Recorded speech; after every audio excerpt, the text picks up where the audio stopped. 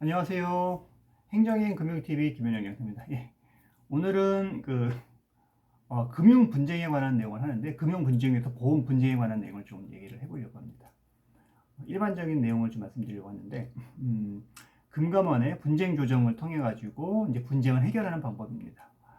뭐 교통사고 같이 여러 가지 금액 부분에 대해서 뭐 여러 가지 절충을 하거나 합의를 하는 부분에 대해서 금감원의 그 분쟁 조정을 통해서 한다는 것들은 조금 이제 어폐가 있을 수 있지만은, 통상적으로 이런 교통사고 같은 경우에는 금감원은 이제 분쟁 민원을 내거나 하게 되게 되면 실질적으로 금감원에서 그 부분에 대해서 판단하지는 않습니다.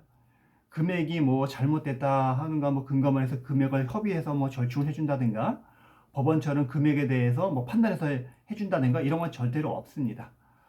금감원에 이게 뭐 교통사고 같은 경우에는 분쟁 조정을 신청하거나 민원을 넣는 거는, 보험사에서 금감원에서 민원이 들어가게 되면은 좀 뭐라 그럴까, 점수라든가 뭐 이런 게 아니라 좀 불이익을 받는 게 있다고 합니다. 그래서 통상적으로 금감원에 민원을 제기하게 되게 되면은 이러한 불이익 받는 거를 이제 어떤 지점마다 그 불이익을 받는다고 하는데, 그 불이익을 받는 거를 조금 안 받으려고 민원을 제기한 사람들한테 정리해서 원만하게 금액을 조정하거나 정리해 주는 경우가 있어서 그렇게 하는 거지, 금감원에 넣었다고 해가지고 여기서 판단해 주는 건 아닙니다. 그래서 보험사에서도 금감원 민원 들어가게 되면 여러 가지 금감원에 여러 가지 이제 민원이 들어간 부분에 대해서는 여러 가지 이제 가점이라든가 이런 부분에 대해서는 뭐 점수를 못 받는가, 여러 가지 불이익을 받는 부분이기 때문에, 그것 때문에 불이익을 덜 받기 위해서 민원을 제기한 사람과 여러 가지 절충을 하고 해서 쉽게 이제 분쟁을 해결하는 그런 부분이라고 보시면 될 것 같고요. 이런 부분도 있고, 그 다음에 금감원의 분쟁 조정을 하는 부분, 이런 거를 좀 하셔야 되세요. 약관이라든가 특약이라든가 해석이라든가 이런 부분에서 좀 다툼이 있을 수 있어요. 분명히 약관에 이렇게 기재되어 있는데 보험사에서 약관의 규정 내용들을 오역한다든가 잘못 해석한다든가 축소해서 해석한다든가 불리하게 해석한다든가 이런 경우가 있습니다. 그래서 뭐 이제 그렇게 해서 뭐 분쟁이 일어났을 때 뭐 고지 의무에 관한 부분이라든가 이런 여러 가지 내용들이 있는데, 그런 부분이라고 이제 보시면 될 것 같습니다. 이렇게 해서 그런 부분에 대해서 금감원에서 그런 것들을 이제 판단을 해주죠. 판단을 해서 이제 그 보험사에서 지급을 안 해주는 부분들이 부당하다, 이런 거라고 이제 보시면 될 것 같은데요. 뭐 하나 이제 뭐 예를 드리면 그 어, 음,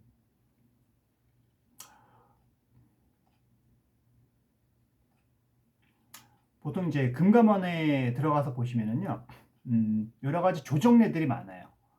여러 가지 금감원의 분쟁 조정한 그런 여러 사례들이 있는데, 그런 내용들을 보면은 거기에 우리가 분쟁 조정을 할 때 참고할 만한 여러 가지 자료들이 굉장히 많습니다. 그러니까는 대법원의 판례와 같은 그런 내용들이라고 보시면 돼요. 조정 결정례. 여기 보면은 대법원 판결을 인용해서 조정 결정을 한 사례들도 굉장히 많고요. 그 다음에 금감원에서 자체적으로 어떤 보험사의 약관이라든가 특약에 대해서 명확하게 해석해 주는 그런 부분도 있어서, 그렇기 때문에 보험사에서 이렇게 해석한 부분들 잘못됐다 라는 부분들이 있습니다. 그래서 이런 내용들도 참고를 하시면 보험 분쟁을 해결하는 데 큰 도움이 될 것 같고요. 그리고 잠깐만요.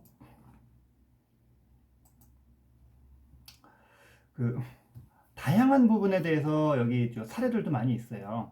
보게 되면은 특히 이제 금감원 같은 경우에는 은행뿐만이 아니라 보험사, 증권사 이런 여러 가지 분쟁들을 다 해결을 하거든요.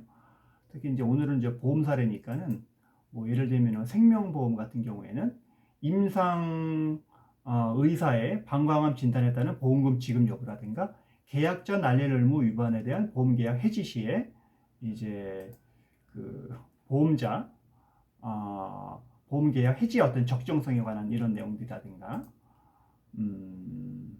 그다음에 누수사고 시 책임보험 계약상 손해방지 비용의 범위라든가 여러 가지 그 보험 계약상 발생되는 문제에 대해서 금감원에서 판단을 해줍니다. 그래서 이런 다툼이 있는 부분들은 법원 소송을 먼저 가시는 것보다는 분쟁 조정을 통해서 항상 해결하는 게 좋을 것 같고요. 저도 보험 분쟁이 있으면 대법원 판례 내는 것도 많이 참고를 하지만은 금감원에 들어가면 여러 가지 조정 사례들이 굉장히 많거든요. 우리가 어떤 싸움을 하게 되면 특히 보험사하고 싸움을 하려면은 그 사람들이 주장하는 내용에 대해서 우리가 반박할 수 있는 논리와 해석과 이런 부분이 있어야 되는 부분인 거잖아요. 그러면은 저도 이런 조정례라든가 읽어보고 나름대로 비슷한 사례가 있으면 여러 가지 논리를 구상하거나 법리를 구상하는데 굉장히 많이 이제 활용을 합니다. 그래서 그 보험사고 분쟁이 있을 때 이런 부분에 대해서 많이 이제 분쟁 조정을 통해 가지고 해결을 하셔야 될 부분인 거고요.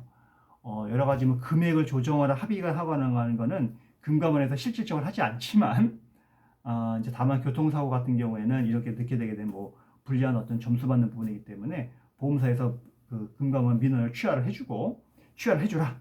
그래서 내가 너네들이 원하는 만큼 어느 정도 저축을 해주겠다라고 해가지고 이제 하는 경우가 있기 때문에 그런 부분 좀 알고 계시면은 이제 잘 이제 보험 분쟁을 해결하는데 좀 좋을 것 같습니다. 보험사는 보험금을 잘 지급해 주는 게가 보험사가 아니거든요. 어떻게 해서든지 회사의 이익을 위해서 보험금을 굉장히 삭감하거나 줄이거나 지급 거절하거나 이렇게 해서 최대한 어떤 회사의 어떤 이익을 통해하려고 하는 것들이 이제 보험사이기 때문에 이런 특성을 알고 보험사에서 보험금을 지급하지 않을 땐 금감원의 분쟁 조정이라든가 이런 통해서는 해결해 보시고요. 또 궁금한 사항이라든가 분쟁 조정의 어떤 대행이라든가 이런 부분을 원하시면은 금감원 이제 전문으로 분쟁을 하는 저희 같은 행정사들한테 문의하시면은 저희가 좀 도움을 드리겠습니다. 네. 오늘은 뭐 금감원 분쟁 조정에 대해서 뭐 두서없이 말씀드려서 정리가 안 될 수 있는데 다음에도 이 부분에 대해서 조금 이제 궁금한 내용이 많으시면은 뭐 연락 주시고 또 저도 한번 관련된 내용 좋은 게 있으면 또 준비해 보도록 하겠습니다. 네. 오늘 여기까지 하고요. 좋아요, 구독, 알람 설정까지 꼭 부탁드리겠습니다. 감사합니다.